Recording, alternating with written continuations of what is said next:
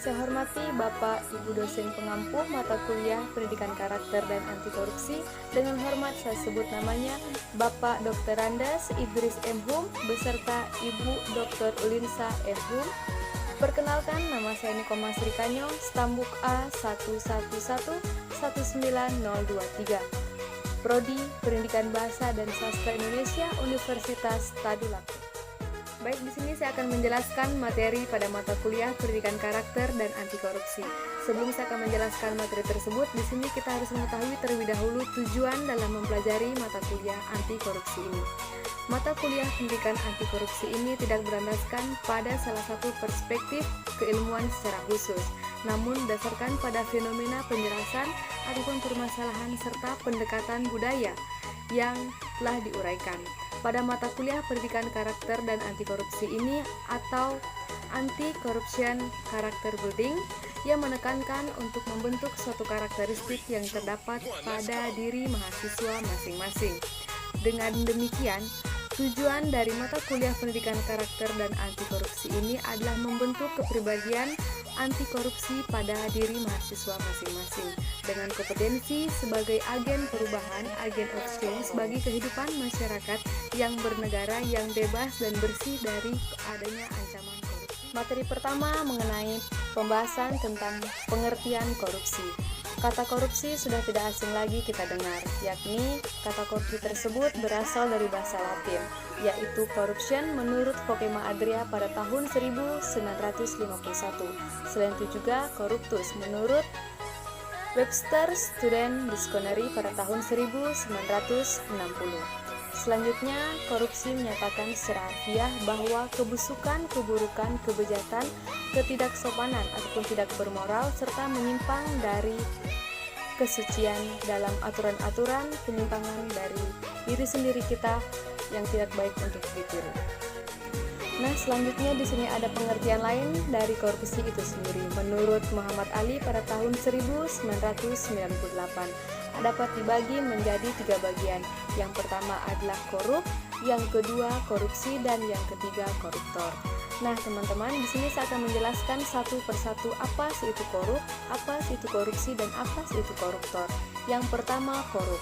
Korup merupakan suatu tindakan busuk, suka melakukan pembegalan, suka melakukan uang sogo ataupun hal-hal yang tidak baik demi untuk mementingkan suatu kekuasaan pada dirinya sendiri. Kemudian korupsi. Korupsi merupakan suatu tindakan yang tidak baik dilakukan, tindakan yang buruk, suka melakukan penggelapan uang, dan lain sebagainya. Kemudian yang ketiga, koruptor. Koruptor merupakan orang yang melakukan pengertian tentang korupsi tadi. Di sini ada bentuk-bentuk korupsi.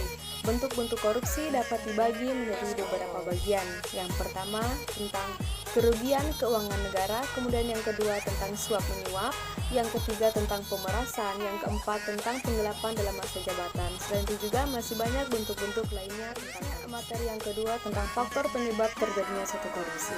Faktor penyebab terjadinya suatu korupsi ini diungkapkan ataupun dinyatakan oleh ICW pada tahun 2000, yakni dapat dibagi menjadi 4 bagian. Yang pertama adalah faktor politik, yang kedua faktor hukum, yang ketiga faktor ekonomi, dan yang terakhir adalah faktor organisasi.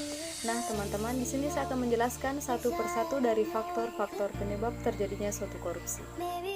Yang pertama, faktor politik. Faktor politik merupakan faktor penyebab terjadinya korupsi, yang dimana dapat dilihat dari terjadinya suatu instabilitas politik, bahkan dalam meraih ataupun mempertahankan suatu kekuasaan.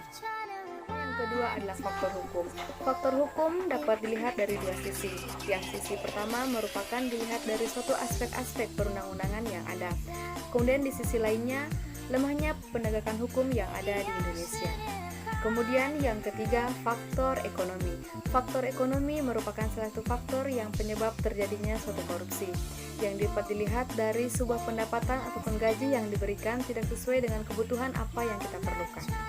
Kemudian faktor yang keempat, yang terakhir, penyebab terjadinya suatu korupsi adalah faktor organisasi, yang dimana dapat dilihat secara luas karena bersangkutan dari sistem organisasi lingkungan masyarakat itu sendiri. Keempat faktor tadi, ada dua faktor yang lainnya diantaranya seperti faktor eksternal dan faktor internal.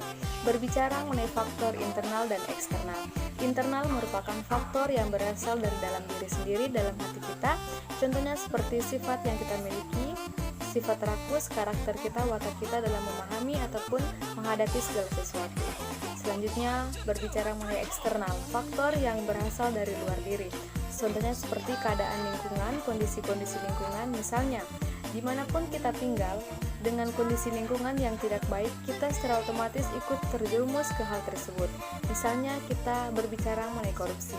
Kita tinggal di lingkungan yang banyak orang melakukan suatu korupsi tersebut, secara otomatis kita akan pribadi melakukan hal tersebut, ikut melakukan suatu korupsi, tindakan-tindakan yang tidak baik. Materi yang ketiga ini berbicara mengenai nilai dan prinsip anti korupsi. Yang pertama, nilai anti korupsi. Nilai anti korupsi ini dapat dibagi menjadi beberapa bagian, diantaranya seperti nilai kejujuran, nilai keadilan, nilai ketakwaan, serta nilai Nah, di sini saya akan menjelaskan salah satu nilai dari nilai anti korupsi, yaitu keadilan. Nah, berbicara mengenai keadilan itu merupakan suatu tindakan yang sangat berat untuk kita. Misalnya orang yang melakukan suatu kesalahan pasti itu akan dihukum. Nah, di mana berbicara mengenai keadilan tidak memandang siapapun yang melakukan suatu kesalahan. Misalnya orang yang melakukan kesalahan adalah orang-orang yang terlibat dalam penjabatannya, terlibat dari misalnya seorang pejabat ataupun seorang menteri-menteri. Apabila ia melakukan suatu kesalahan, tetap ia akan dihukum. Dan dalam berbicara keadilan tidak memandang siapapun orang yang melakukan suatu kesalahan. Hukum tetap berjalan dan tidak memandang orang yang melakukan hal tersebut. Kemudian yang kedua, berbicara mengenai prinsip anti korupsi. Prinsip anti korupsi ini dapat dibagi menjadi beberapa bagian. Yang pertama, akuntabilitas, kemudian yang kedua, transparan, yang ketiga, kebijakan, dan yang keempat adalah kewajaran. Kemudian untuk materi selanjutnya tentang peranan mahasiswa dalam gerakan anti korupsi. Peranan mahasiswa dalam gerakan anti korupsi. Dalam sejarah perjalanan bangsa Indonesia tercatat bahwa mahasiswa memiliki peranan yang sangat penting. Peranan tersebut tercatat dari peristiwa-peristiwa besar dimulai dari kebangkitan nasional pada tahun 1908, selanjutnya pada proklamasi kemerdekaan Negara Kesatuan Republik Indonesia pada tahun 1945,